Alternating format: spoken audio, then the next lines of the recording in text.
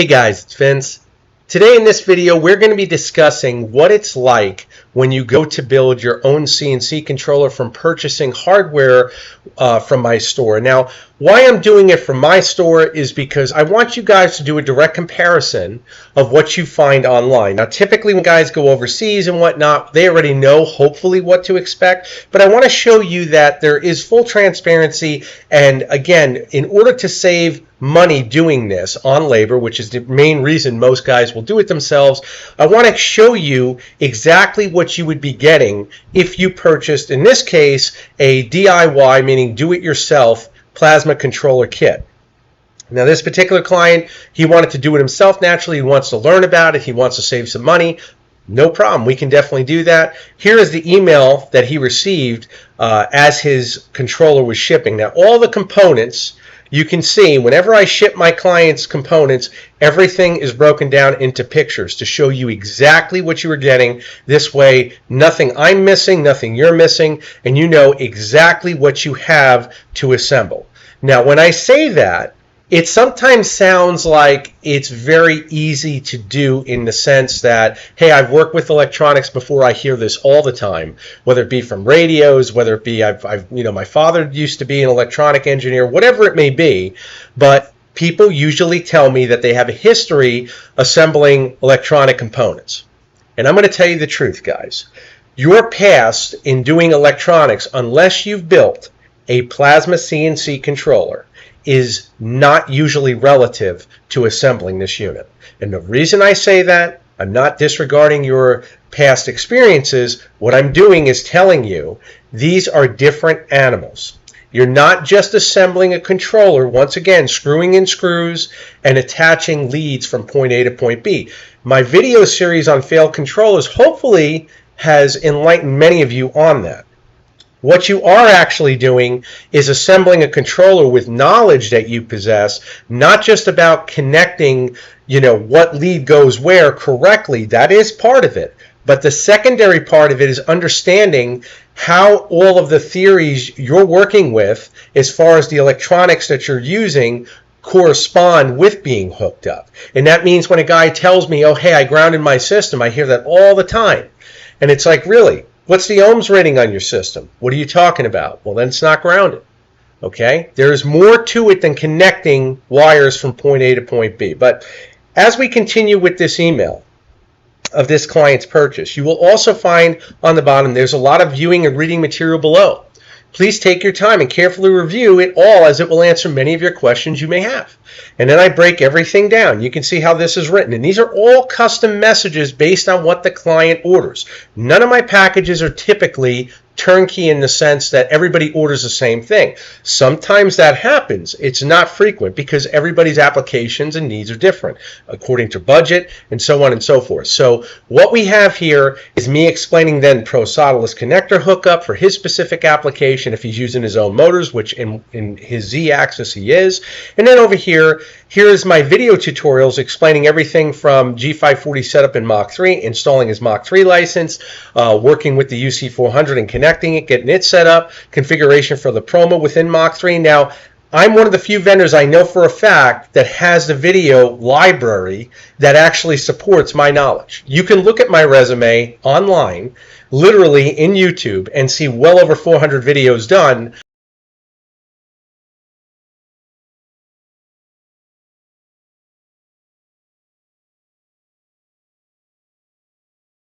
on what I discuss. So not only am I designing my own products, but I have that. And I did that for a reason.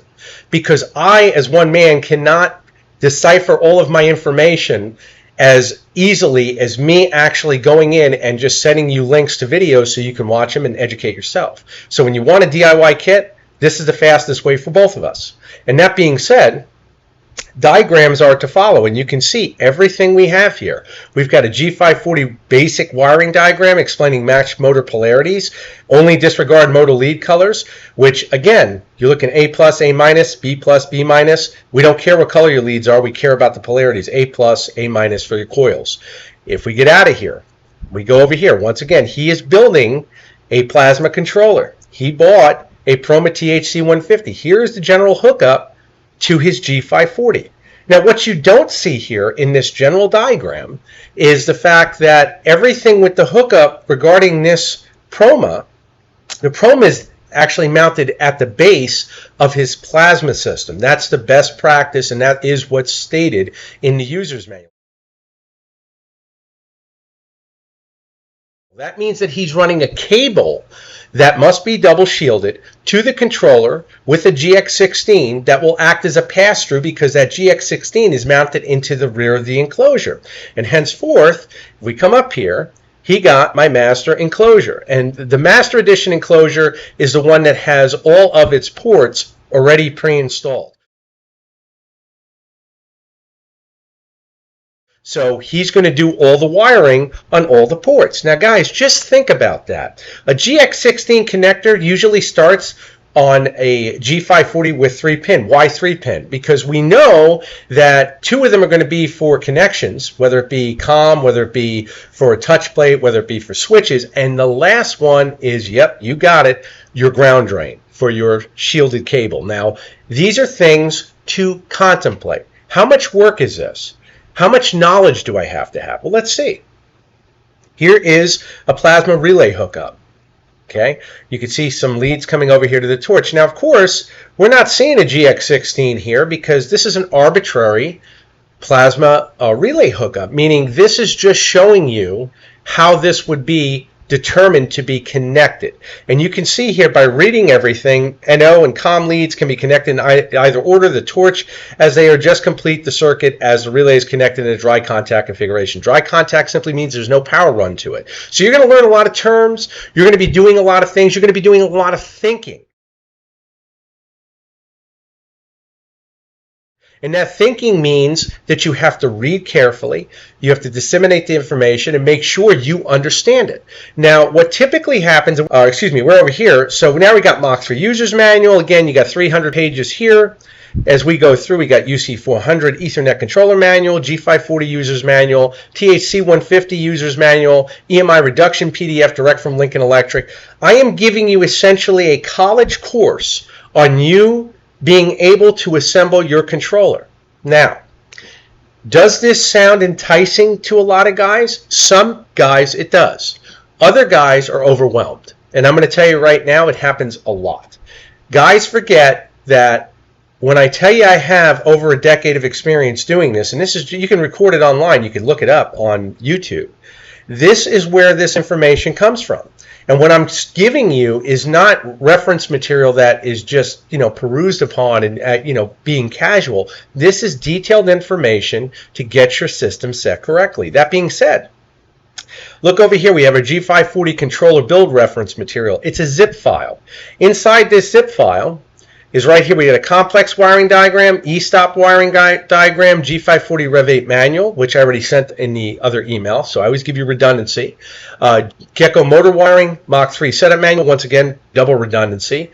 Simple wide wiring diagram for the 540, and the G540 resistor selection formula. So again, you want to build it yourself, you're going to get a slew of information. Now the question is, how many of you guys think you're going to read just this information and get it? I really want you to think about that. How many of you guys think that you're going to get this and say, you know what, I've got it. That's it. I can hook it up. I'm all good. That's it. I'm going to tell you right now, out of literally thousands of controllers I've sold in this condition, whether it be a kit or whether it be a controller like this where he bought a master edition and he went all out to get everything set, out of all of them I've sold, I think I've had 10 guys never get back with me. 10 people, guys. That's it. Everybody else has questions. How do I hook up? What do I do? How do I do this? What do I solder with? What do you recommend? It happens every day. The majority of my business is not selling, is not discussing, it's support. That is the majority of my business. These emails should show you that, because you don't typically get emails like this from vendors in this industry. I can tell you that for a fact. So I'm telling you right now, if you think every vendor is going to take a picture of all the components and most of the components they designed, it ain't happening, guys. It's not. So when you look at this and you say, hey, I'm saving all this money, this is why you're saving all this money. I'm trying to disseminate over 10 years of information in this email to make you understand what you're building. Now, that being said, you are saving money to do this. Is it possible to be done? Yes, it is. And I'm going to show you an example of a controller built by one of my clients doing it just this way. However, you are saving the money only if my time is not going to be involved with building it over the phone or remotely. And I'm going to be very clear on that and transparent. My time, like yours, is valuable. This is my profession. This is not a hobby. This is something that I've put a lot of blood, sweat, and tears in, and this is my business model, and it does support my family. It is my livelihood. If someone says, Vin, I need your help, I'm an engineer, I'm charging you as such, but you can rest assured you're paying much less than going to your common ground engineer where he's in a facility. That's a fact. The interesting part is you're going to get the support you need to build your controller when you need it. That means you save more money because I'm not charging you overhead where you have to buy support packages. It's, Vin, I need help with this diagram. Okay, next. You'll pay for that. And we go on and so forth. If you need remote consultation, you will pay for that. Now, if a part fails, if anything fails in regard to motor hookup, where you hook a motor up, it's not the fault of naturally the end user and something, a drive fails, a motor fails. That is my obligation to make that right as a vendor immediately. There is no excuse for that. It must be made correct. That is on me. Where it does not fall upon me is if an end user connects something and destroys something, that's a little different. And usually we can tell that because as an engineer, when I get it back, I'll analyze the components and we'll go over that. The great news is you're usually covered on a warranty through Gecko Drive anyways. My warranties on motors and whatnot, I'll do my best to cover you based upon how I am reciprocated with my vendors. If I get a new component for it and I can claim it under that, naturally I will do that. If I can't, that's a different story. The issue here is accountability. Who is accountable? If you're building a DIY kit, you are accountable for all knowledge required to assemble that kit, and that's why you're paying less. You would not go to Home Depot, buy all roofing supplies, and expect not to have knowledge and put a roof on and pass code and inspection and everything else. If you do that, buyer beware. Just understand what you're getting involved with. And if you go back to Home Depot and say, hey, I need help, and they're going to charge you, don't feel all of a sudden surprised. This is logic, and this is something you should be aware of. Looking at this, just looking at this, I want you to think about the amount of work that it's going to take for him to assemble all of these components. This is just bare components, guys. He has got a lot of work and a lot of time invested to learn everything he needs to learn, from grounding his table to setting everything up to getting his torch set up. A lot of time here. Now, a lot of guys say, has anyone ever done this right? I've seen your videos and you've pointed out a lot of knots. What are the ones that have actually done it correctly? And it's a great question. Let's come over here. This is a controller from a client of mine who built it by himself, and once again, using the majority of my components, some of his own, and he designed this controller himself using a lot of what he's seen on my channel. Now, his name is Matt, and he's done a fantastic job. And Matt's background is not like many guys. He is an engineer. And he was open with, hey, this is, I want to do this. I want to do it right. We've talked quite a few times. And basically through email, nothing on the phone, nothing ridiculous as far as, hey, I've started something, I can't finish it, I need your help. Nothing like that. He went through the videos, watched everything, and put this system together. Now, what looks nice and clean, there's a lot going on here, guys. Every GX16 connector he's purchased from me, as far as all of the ones that are pre-wired, you can see that here. I offer GX16s that are pre-wired. I'll put links in the description if you guys are interested in that. It will save you a ton of time. You could see his ground bus bars here, perfectly mounted. And that's once again to split all of our ground leads. You could see our internal fan coming over the drives on the bottom. Why are the drives mounted to the bottom of the enclosure? Because we know that it's much cooler at the bottom of the enclosure. He's then blowing the cool air over the drives EMI filter here, terminal splitter here for all his 110-volt accessories. You can see all his grounds. Everything come over here to the ground lead on the enclosure. And then what you see is that air comes in, bounces off the rear. Power supplies are mounted to the top left. Why? Because we know heat rises, and then this fan is the evacuation fan. He used toolless mounts on the fan. Once again, he's using the techniques he saw in video to actually implement his build. Look at how clean this is. I mean, not only is it clean, he's using the filtered EMI connectors as far as the leads going into his breakout board, and then they come over to the Raptor drives. These are my Raptor heat sinks. And again, he's coming over here, and he left that empty Raptor heatsink for a system expansion. That's another great idea. Some guys do that. Some guys don't think that far ahead. He did. We also have EMI filters going through all leads coming in from his motors. So these are all filtered leads. You can see the spacing. Everything there is done, guys. Power distribution from his power supplies. Now, in his case, he's got 3 5-amp units. These are meanwhile a 24-volt going to his breakout board. Everything here is done systematically and with purpose. It's not just thrown together. Everything has been thought about. And you can see just how clean we have. And something else I love is that he's got the Ethernet cable coming in, coming down, and then he goes to a pass-through. This is the way the system should be built. Simple to service and a lot of time. I know guys look at this and say, oh, I could do this in, a week or two. I hope that Matt chimes in and lets you know how much time he spent on this, because I'm telling you right now, this is, I believe, a couple months of time, guys. Just so you know, between learning and going through and trying to do everything correct, he's done a fantastic job. You do not see a VFD in here, and this is for, I believe, a mill or a router. It's one of the two. It is not a plasma controller, but you can see the amount of time we have here. And that's why I'm telling you guys, is it possible? It's totally possible. Is it rare? It's extremely rare. And why I say that is to do a system of this caliber and to do it this way is going to take you an inordinate amount of time to study if you've never done it, and be realistic with your expectation. If you've never done it, and this is totally new to you, then it's going to take you a lot of time just to understand what you're doing and then applying what you've learned. That's the whole premise. Doctors don't go immediately into surgery. Doctors learn theory first, then they go in and they're naturally going to do their residency and get everything set up to where now we can practice some theory on people, practice a little bit, henceforth practice medicine, and then they go and become a doctor, and because they've practiced enough to where they feel comfortable working on other people. Engineering is the same thing, guys. You don't learn theory without application, but by the same token, without application, theory means nothing. Because I'm telling you right now, a lot of what you learn with theory is just that, theory.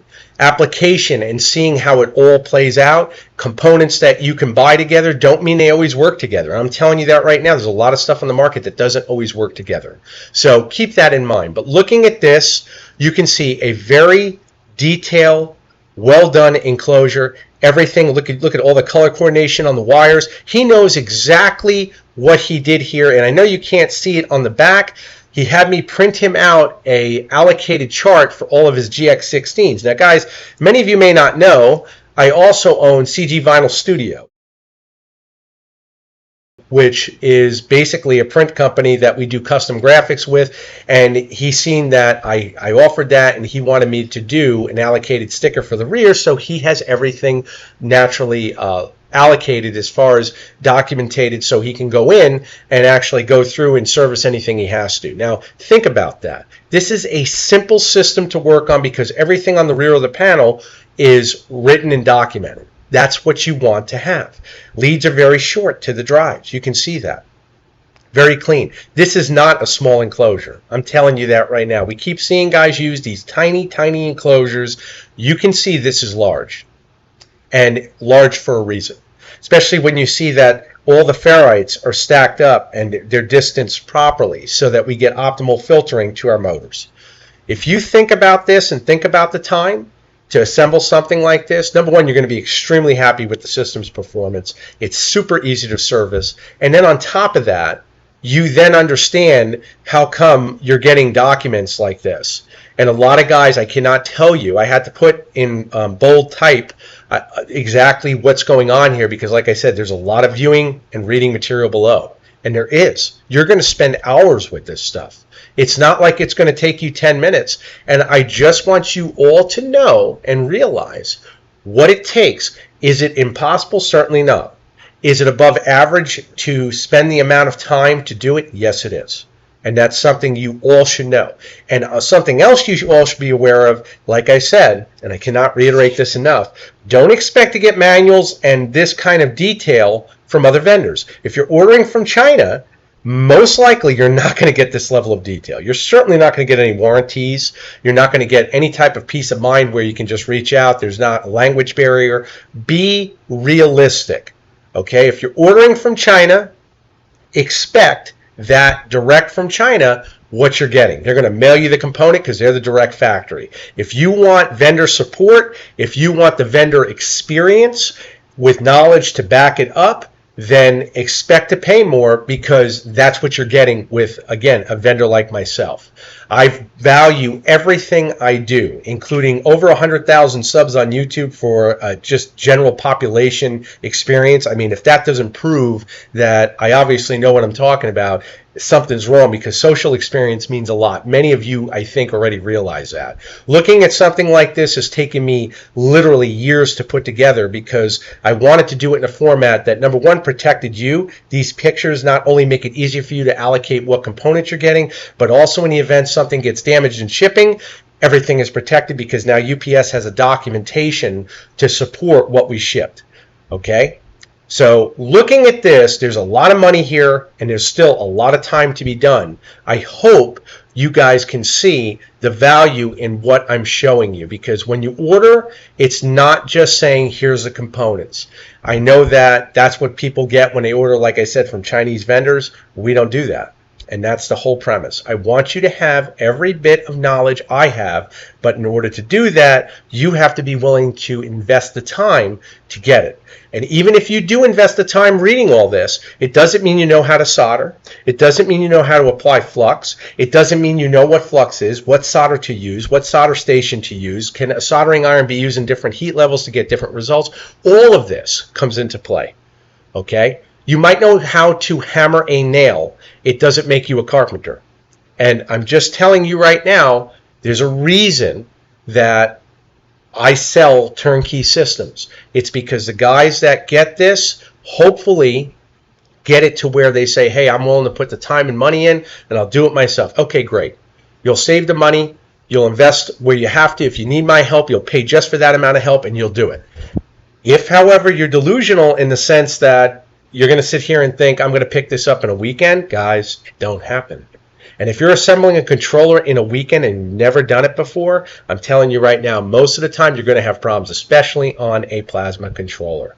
So again, I hope that this has made your knowledge and your forthcoming to go and test the waters and doing a DIY system yourself. But keep in mind, you must invest the right amount of time, of course the right amount of money, and you'll get what you want. Just be patient. Like I said, this system did not happen overnight. He did a fantastic job. It looks it. I think many of you will say it looks it. And I'm telling you right now, this system will make him money for years to come. And best of all, if anything needs to be serviced, it's simple. Key points, again, everything here is toollessly mounted. All of his bus bars, everything, so he can go in and out in literal minutes. That's the idea. Keep it quick, keep it easy, and really pay attention to what I do in my videos. You can use that knowledge. I've put them out there, well over 400. You have a literal college course to go through and figure out exactly what you want to implement. So I hope that this video has been helpful. I hope I've covered a lot of what many of you think about when you say, hey, I can save money doing a kit myself. You know, I always get the guys that'll say, well, give me a price on this and then give me a price on this. You know, and I do that. I had a client consultation this week, and this just happened. And he was quoted $20,000 to have a controller built. And the same controller with a constant torque spindle I gave him in DIY kit form came out to just a little over, I believe it was $3,000 shipped. So again, Look at what you're talking about. Look at what you're doing. Think. If you need help, the resource is there. Don't be foolish. Thank you all for your support. Take care.